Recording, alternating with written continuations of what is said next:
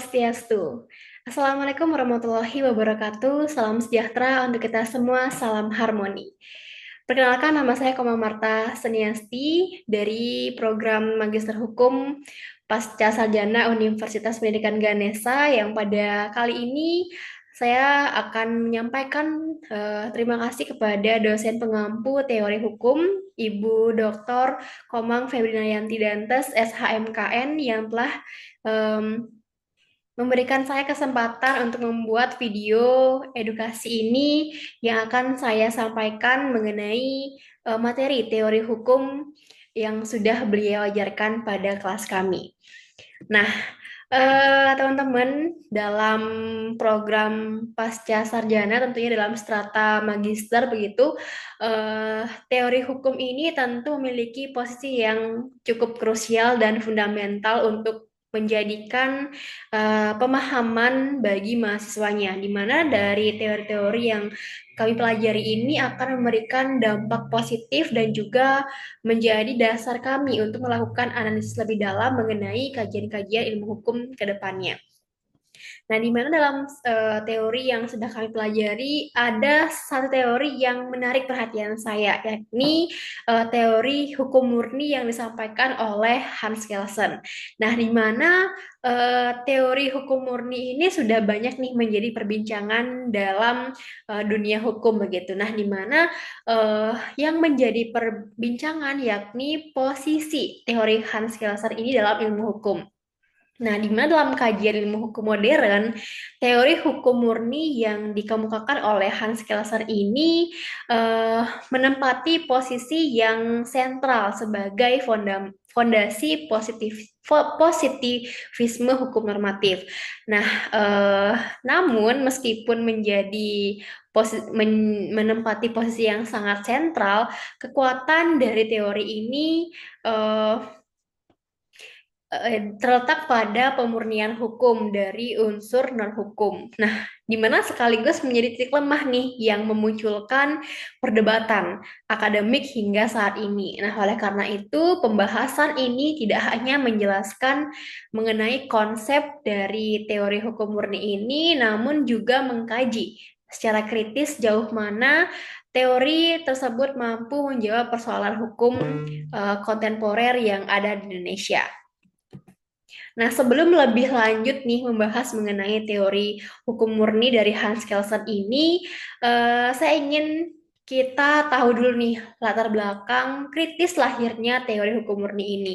Nah, di mana teori hukum ini lahir sebagai respon terhadap dominasi dua pendekatan ekstrim dalam hukum, yakni hukum alam yang menitikberatkan pada moral dan keadilan, serta aliran sosiologis yang memandang hukum semata-mata sebagai fakta sosial, di mana Hans Kelsen ini menilai bahwa kedua pendekatan tersebut problematis karena menjadikan hukum bersifat subjektif dan juga relatif begitu.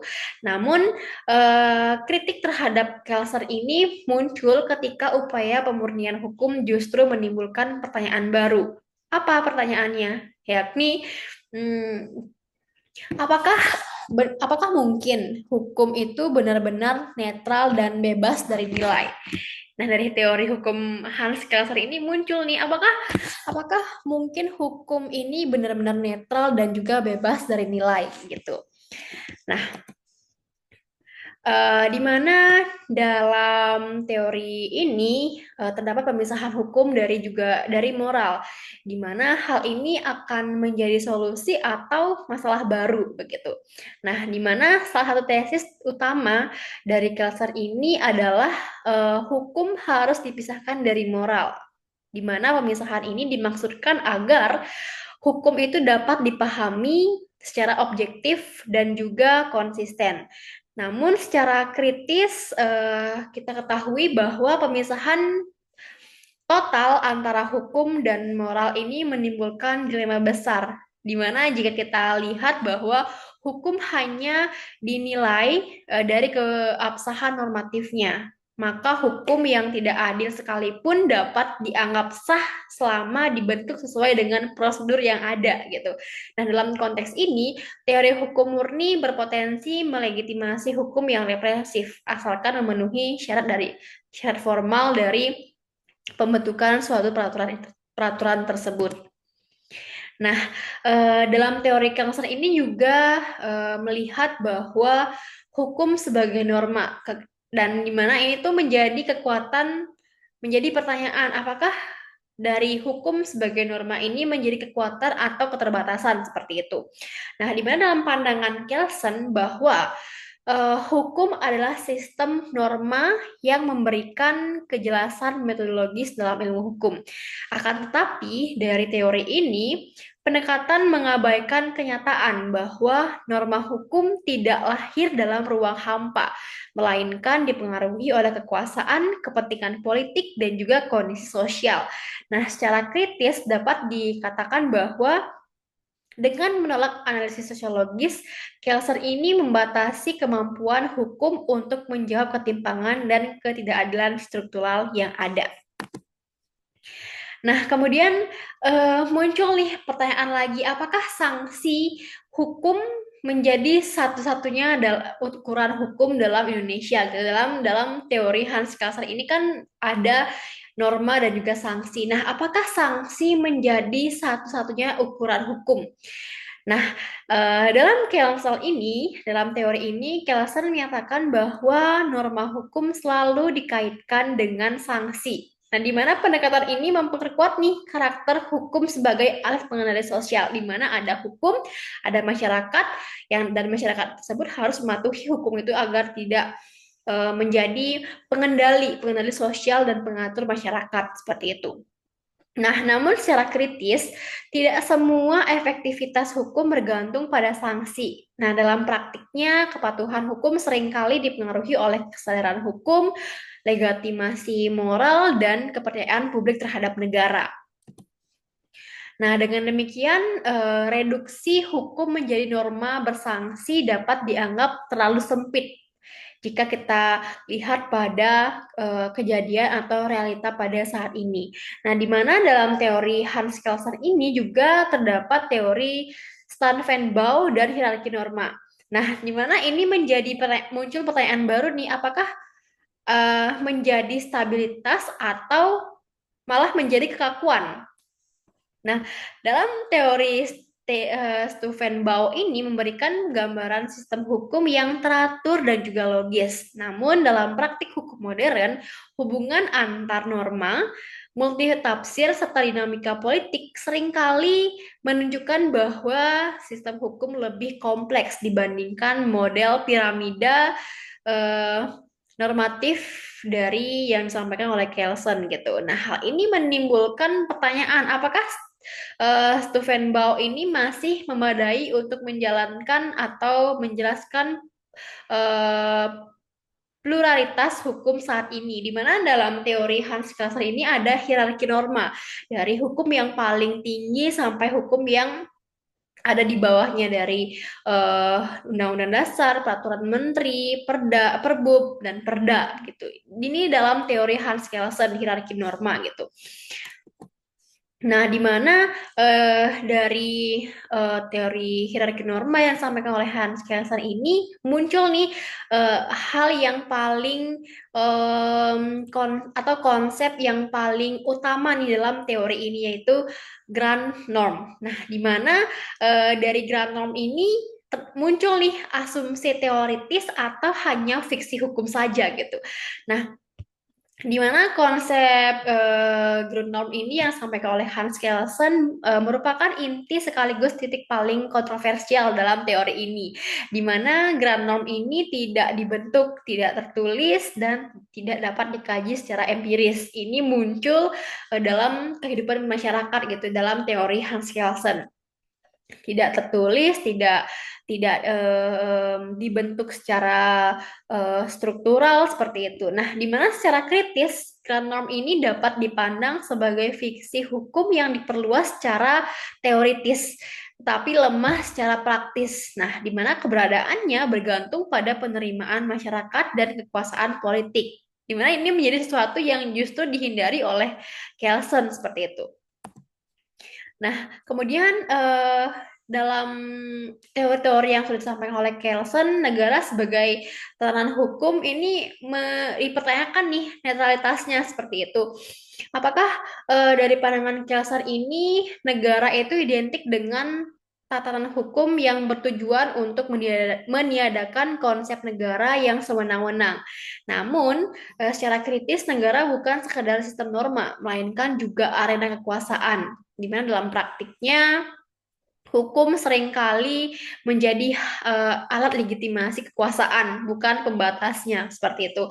Banyak sekali penguasa-penguasa atau politik hukum yang dibuat itu malah menjadi alat legitimasi kekuasaan, bukan bagi kepentingan masyarakat atau pembatasan dari hal-hal yang merugikan masyarakat seperti itu. Nah, di sini menunjukkan bahwa keterbatasan teori hukum murni ini dalam membaca realitas politik hukum yang ada.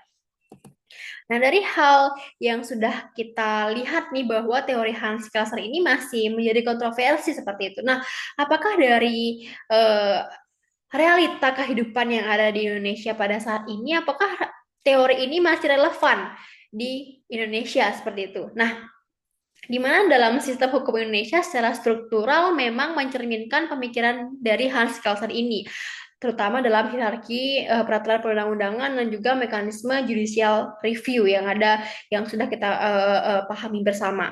Nah, namun permasalahan di sini muncul ketika Indonesia seringkali tidak terletak pada struktur normatif, melainkan pada penegakan hukum, moralitas aparat, dan budaya hukum masyarakat, aspek yang tidak dijelaskan oleh teori hukum murni yang disampaikan oleh Hans Kelsen ini. Nah, kemudian jika kita lihat teori-teori lain seperti itu, jika kita bandingkan dengan teori Hans Kelsen, yakni teori hukum murni ini, bahwa jika secara eksplisit itu dengan teori hukum progresif atau hukum responsif, teori hukum Hans Kelsen ini tampak lebih menekankan kepastian dibandingkan dengan keadilan. Nah, hal ini menunjukkan bahwa teori hukum murni ini lebih tepat dipahami sebagai teori fondasional, ya, bukan sebagai solusi komprehensif terhadap seluruh persoalan hukum yang ada, terutama di Indonesia. Nah, kemudian terdapat evaluasi akademik terhadap teori Hans Kelsen ini, di mana dalam sebuah hal yang kita pelajari, yang kita lihat bahwa terdapat kekuatan dan juga kelemahan. Di mana dalam teori Hans Kelsen ini muncul nih kekuatan dan juga kelemahan yang dapat kita lihat, di mana secara akademik dapat kita lihat kekuatan dari teori Hans Kelsen ini terletak pada ketajaman metodologis, kemudian konsistensi logis, kemudian kontribusinya terhadap hukum tata negara dan konstitusionalisme. Kemudian muncul nih kelemahan yang bisa kita lihat dari teori hukum murni yang disampaikan oleh Hans Kelsen ini, di mana terdapat pengabaian aspek sosiologis, kemudian minimnya perhatian terhadap keadilan substantif, dan asumsi netralitas hukum yang sulit diwujudkan. Oke, kemudian setelah kita mengetahui secara runut gitu ya mengenai latar belakang, kemudian penyampaian atau penggunaan teori hukum murni ini dan juga relevansinya di Indonesia itu masih kita lihat tadi masih terjadi kontroversi begitu ya. Apakah teori hukum ini masih relevan jika kita lihat dari realita di Indonesia, terkhususnya bagi sistem hukum Indonesia gitu. Kemudian kita bisa simpulkan bahwa teori hukum Hans Kelsen ini memberikan kontribusi besar dalam membangun hukum sebagai ilmu normatif yang sistematis dan juga rasional. Namun, pemurnian hukum yang terlalu ketat ini justru membatasi kemampuan hukum untuk merespon realitas sosial dan tuntutan keadilan, di mana oleh karena itu teori hukum murni sebaiknya diposisikan sebagai kerangka dasar analisis hukum yang perlu dilengkapi dengan pendekatan moral dan juga sosiologis serta filosofis lainnya. Kemudian dari teori ini kita bisa pahami bahwa secara kritis kita tidak hanya menerima teori sebagai doktrin, namun mampu menilai relevansi dan keterbatasannya dalam menghadapi tantangan hukum modern yang ada pada saat ini. Nah, setelah kita mempelajari mengenai teori ini, tentunya dapat menjadikan bahan referensi baru ya, terkhususnya bagi